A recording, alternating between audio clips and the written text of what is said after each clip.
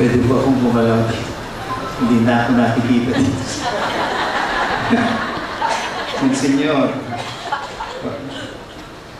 Si Michael, si Brother Michael, you know, when I was about to be ordained, last 2019, at isa sa mga kailangan yung bakulo, yung hawak-hawak ko. And suddenly, a priest called me, Father Rex, may gustong magregalo sa'yo ng bakulo. Sabi ko talaga. Hindi ko pa kilala noon. Si Michael ang nagbigay sa akin. Hindi ko alam kung bakit niya ako binigyan. Later ko lang na-discover, magkakasama kami dun sa Seven Dwarfs ni Snow White ba? Hindi ko alam kung kasama namin si Monsignor. Sorry.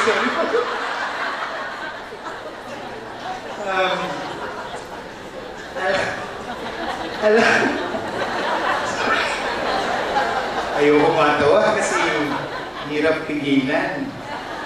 Alam niyo po ba na may study that if you attend conventions or join organizations, you become younger? Alam niyo yun? Especially kapag breaks. And this happened to my mother and father. So when I joined breaks, pumata sila. Kasi kuya na. Tatay ko naging kuya.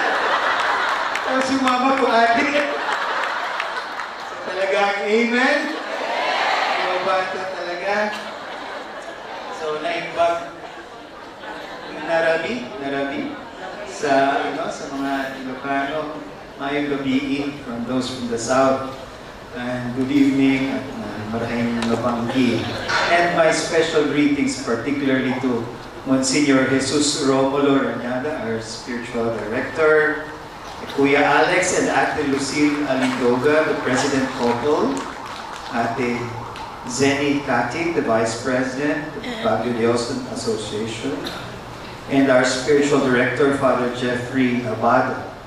And certainly all the chair couples, the lead couples, spiritual directors, and of course to Bishop Rafi for welcoming us in the Priest of Christ of Baguio. And our spiritual directors, shout out sa mga spiritual directors natin, di ba? Palakpan po natin sila. Mayroon akong kasamang pitong pare from Cáceres. Pito yan, talaga. But I would like to, to thank our spiritual directors because you know very well na yung support ng ating mga kaparian sa press ay talaga namang, malaking bagay para sa atin. And I would like to thank you for inviting me to take part of this national convention. It's my first time to attend. But this is one of the formation or the programs that I have, that really close to my heart. Because katulad kanina si Father Jason, yung nanay at tatay ko din po ay lead couple ng Preds. Tapos meron na akong queuing si Monsignor, kala natin sa kanina. Ako si Monsignor, sabi ko namatay na po si Monsignor Alarcon, and he was also an active promoter of the Preds. I was batch 3 among the first dun sa parokya namin. At yung nanay at tatay ko, inimbitan kaming tatlo kami nun, magkakapatid. We were all together. At I'm a little conservative, hindi ako pala sayaw. So, nung first night, hindi ako magagalaw maayos habang nagsasayawan yung mga tao. But the day after, medyo okay na. So, naging kuya na rin ako. And because yung nanay at tatay ko, lead couple, and they would go to far parishes just to do outreach. Yung nanay ko, pag wala nang makuhang speaker, ako lang tinatawagan. Siyempre, next to the Pope. Nasa nanay ko na yung bidgets ko. I would have wanted to bring her today, but she's wheelchair bound. But again, also, in gratitude to my papa and mama, and of course to the church, and to all of you, that's why I'm glad to be here. I was in Portugal in 2023 with Bishop Bart. We were for the World Youth Day. And while we were walking, the Holy Father, Pope Francis, was there. And we heard him shout, not really shout, in a loud voice, todos, todos, todos. La iglesia es para todos, todos, todos. For all, for all, for all. And this is the theme or the topic that you have given me. The church that is open to all. The church that welcomes us and serves all. And last June, I also went back to Rome for the Jubilee for the youth. And it also happened that it was the Jubilee for digital influencers. So, tamang-tama. I'm the incoming chair for the social communication. So, naka-attend kami doon. And again, the people who were there, the MCs were saying, todos, todos, todos. Tutti, tutti, tutti, tutti. No, in Italiano, tutti, tutti. In French, tous, tous, tous. Meaning, all, all, all. Alam niyo, sulit na yung mga sharing simula kahapon at hanggang ngayon, di ba? Sulit na, di ba? Amen? Makikinig ako kanina, all throughout, I was listening, no? But this one it's like an addition to what already has been given. And what do we add? Today, we continue to enrich our understanding of the synodal church, synodal church. And isa sa pakahulugan ng synodal church is that it is a church for all. Ibig sabihin, we strive not to be exclusive, but to be inclusive, to be welcoming, and non-judgmental, to be a compassionate church. Di ba meron tayong expression yan? Sana all, di ba? Sana all. Di ba? Oy, bago ang ano ko, sana all. Oy, tumaas ang sweldo ko, sana all, di ba? Sana all. No? And this is an invitation for us to extend the size. May mga tents dito, di ba? Yung tent na yan, limited ang space. I think last week nandun kayo sa sementeryo at ang iba sa inyo nag-pitch ng tent, di ba? And because it's limited, not everybody is able to enter the tent. But if you want to allow others to be able to come in, i-extend natin yung tent. So this synodal church is an invitation for us to extend our tents. You know, one of the temptations of a community or a group or a movement is to become exclusive. Nararamdaman natin lahat yan, di ba? Kami lang, tayo lang, tayo lang ha, mag-meeting tayo lang. Parish namin ito, diocese namin ito. Sa Prex, ay batch namin to, hindi kayo kasali dito, di ba? Batch namin ito. Oy, hindi pa kayo nag-Prex, di ba? Of course, we make these distinctions and it is normal. However, what is the invitation for us? Not to the point of excluding others, not to the point of declaring ourselves as better than others. Especially in our time. Our time is a time of diversity, multiplicity. Palagi kong sinasabi ito noon, kapag lumabas ka dun sa bahay mo, yung makikita mo ay mga tao ng karating buok lang, taga dyan sa, from your place. They speak your language, and they may be Catholics. But in the 21st century, when you go out, kung ikaw ay taga Luzon, may galing Visayas, may galing Bicol, may galing Saudi Arabia, maybe. So, and of different backgrounds. What are we saying? In the 21st century, we live in a plural and multiplicity, multicultural. Hindi na lang isang tinig. Hindi na lang isang religion. Hindi na lang isang pananaw. There is diversity and plurality. At sabi ko nga noon, kapag gusto mong maging artista, kailangan mo ng talent scout. Pero with social media, that has been democratized.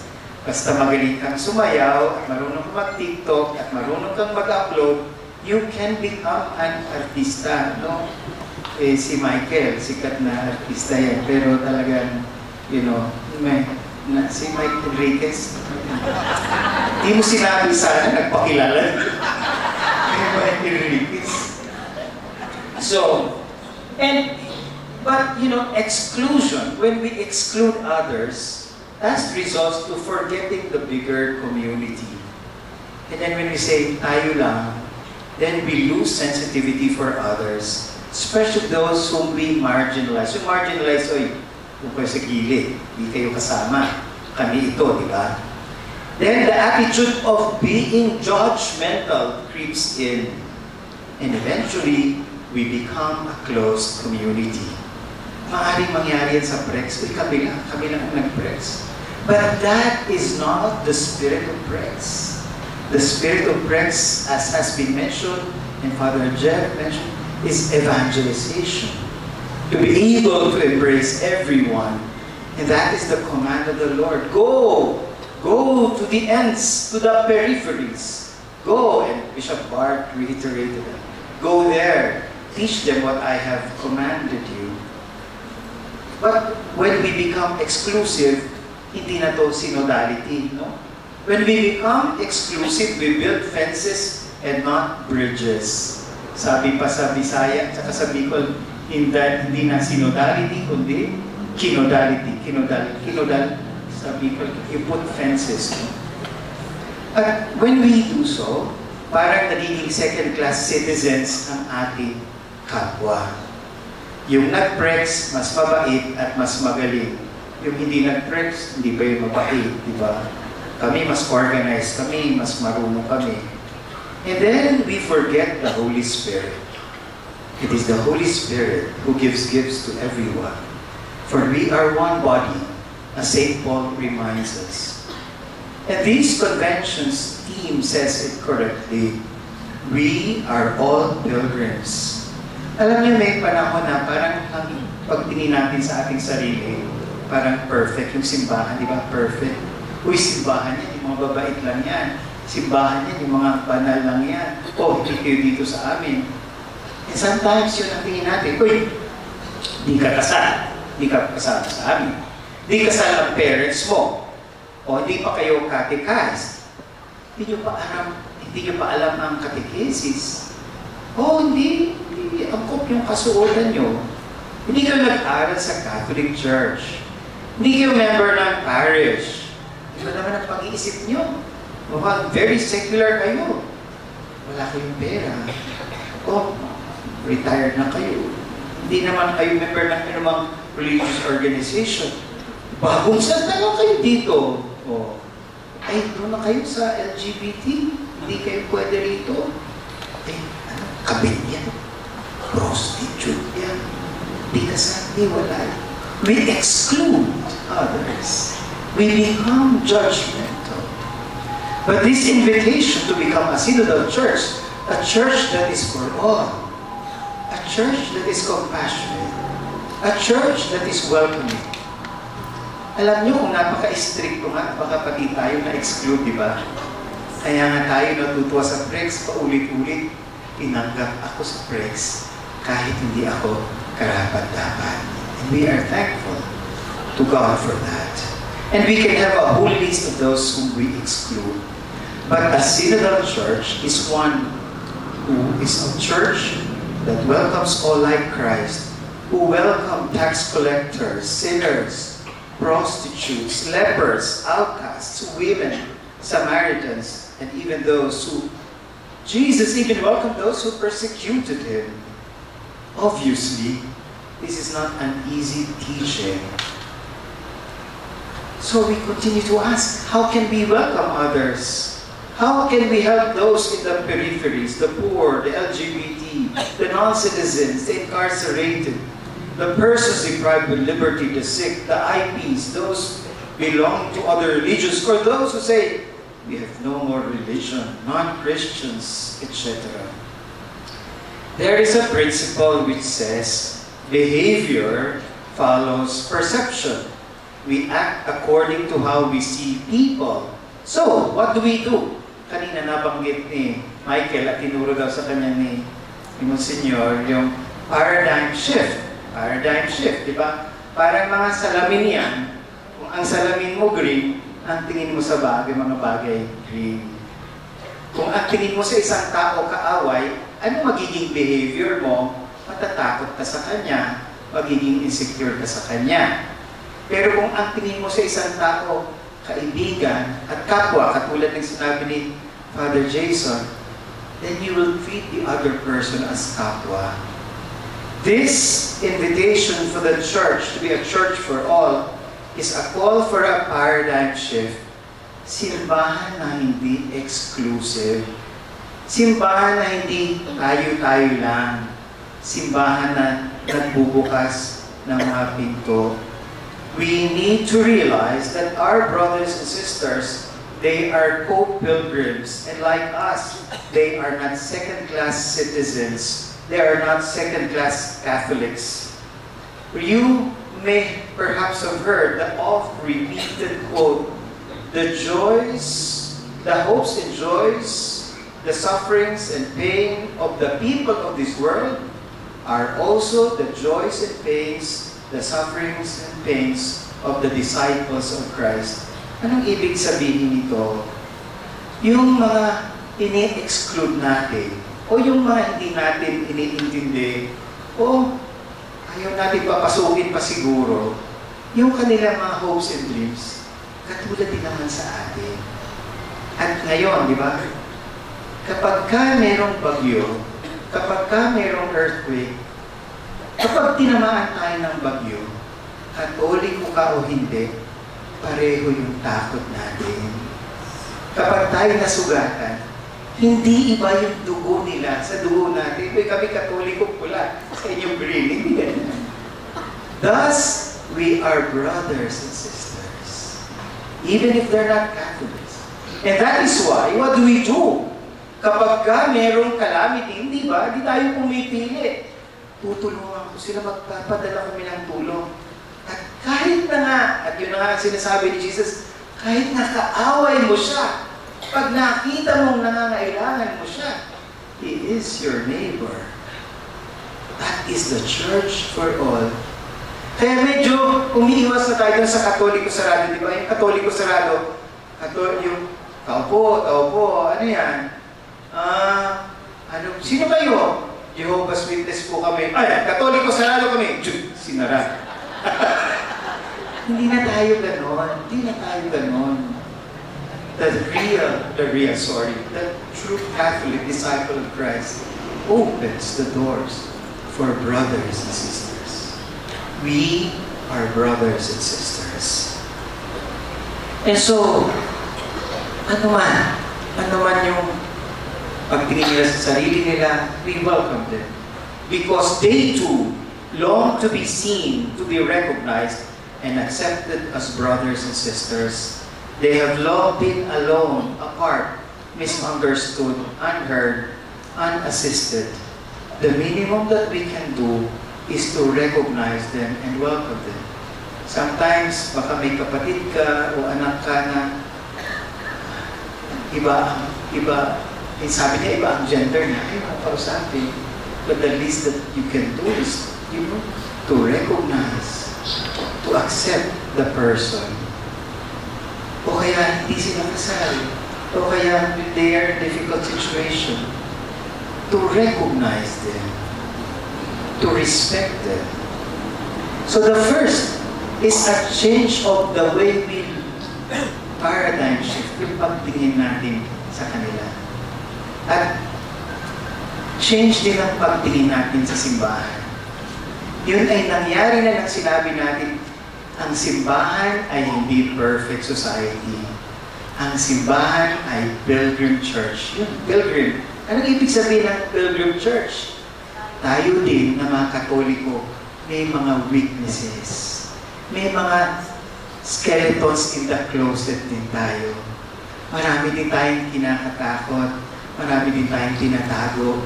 Sugatan din tayo. We are pilgrims. At kung ano ang dinaranas ng mga kapatid natin, yun din ang dinaranas natin. And that is the pilgrim church. Hindi yes yung simbahang nakataas. O kayo nga dyan, kami ito, perfect. Hindi. Siya ang simbahan na lumapag. Hindi naman talaga lumapag. Nandun talaga tayo. We are walking this valley of tears. At kahit ako, Bishop, wala akong may pagmamalaki. I am no better. I am no holier. I am one with you. I too am a pilgrim. I too am afraid. I too am weak. I too have my own failings. That is a pilgrim church. Pare-pareho tayo. And that is why we are called to embrace and accept all. So ang una, paano natin ma-welcome yung mga kapatid natin? Yung pagbabago ng pagtingin. Kanina nabanggit. Let us consider them as kapwa. Katulad din yung kay Bishop Bart, di ba? At yung mga sharers natin kanina.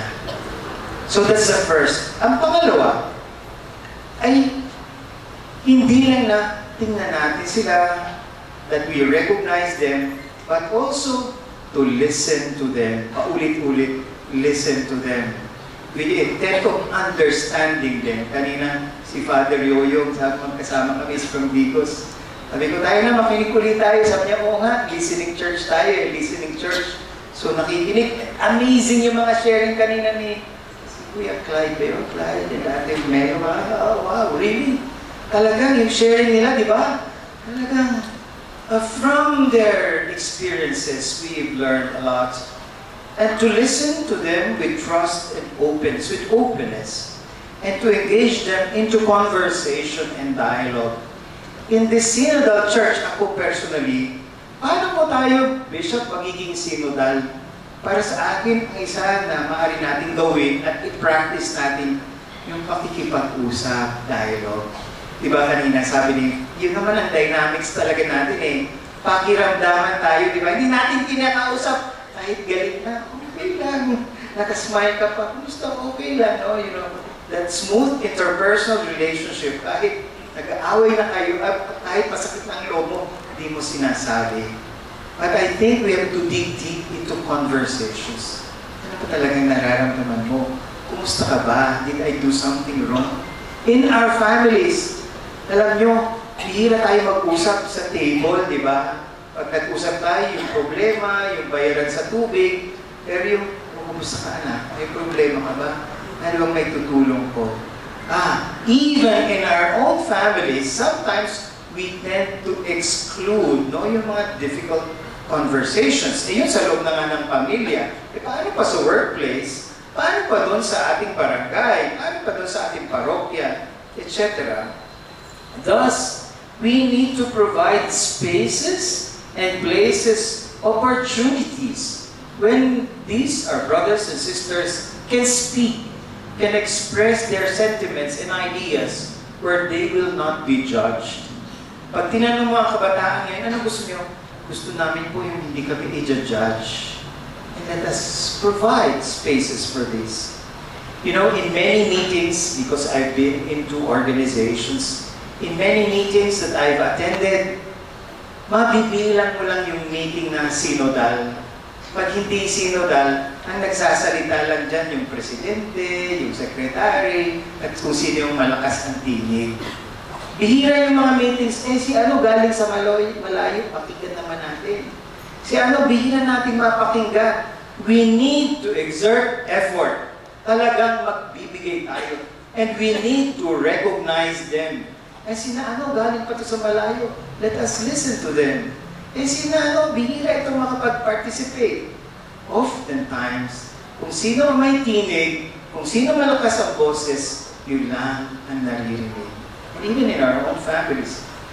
To give space to those who have, have no voice, we really have to be purposive. Diba? Kahit nasa Christmas party ninyo, kapag hindi mo tinawag yung isa, hindi yan magpa-participate.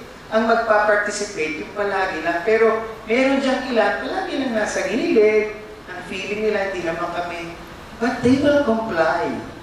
Nandun tayo sa situation. But to be a church for all, a synodal church, is really to be purposive. And that is the example of Jesus. He puts those at the margins towards the center. But that is not the norm of our society. But the Lord is ang kaya nilang gawin. To lend them a hand. Ask them what they need. To offer help, assistance, advice, material support. And certainly, to continue to have patience to listen to them, to appreciate, even if they seem not to meet our standards, and not simply to dismiss and ignore them. There are 1,000 ways we can explore, we can do, to reach out to our brothers and sisters at the margins. Bishop Bart has given us an example in his homily. In the sharing of Kuya Clyde and Ate Melo, our stories, they were before excluded, di ba? But somebody, a Kuya and an Ate, reached out to them. And then suddenly, they find themselves within the center. In this aspect, dear brothers and sisters, we need to take risks. We usually hesitate because this demands going out of our comfort zones, doing the unthinkable. Remember Jesus when he talked to the woman, when he talked to the tax collectors and sinners, when he forgave the adulterous woman, when he asked the children to be brought to him, when he was criticized for eating with sinners and drunkards. He was criticized. But these were bold steps. And that showed Jesus, the Good Shepherd, who looks for the sheep. Mga kuya, mga ate, our God is one, in a manner of speaking, who takes risks because He loves us. Diba? Yung Panginoon natin, He takes risks for us. He gives His life for us. Mga kuya, mga ate, I pray that we may have eyes, minds, and hearts wide open, and may we open doors and build bridges so that we can be a church for all, open to all, serves all, one with all. Thank you for your patience.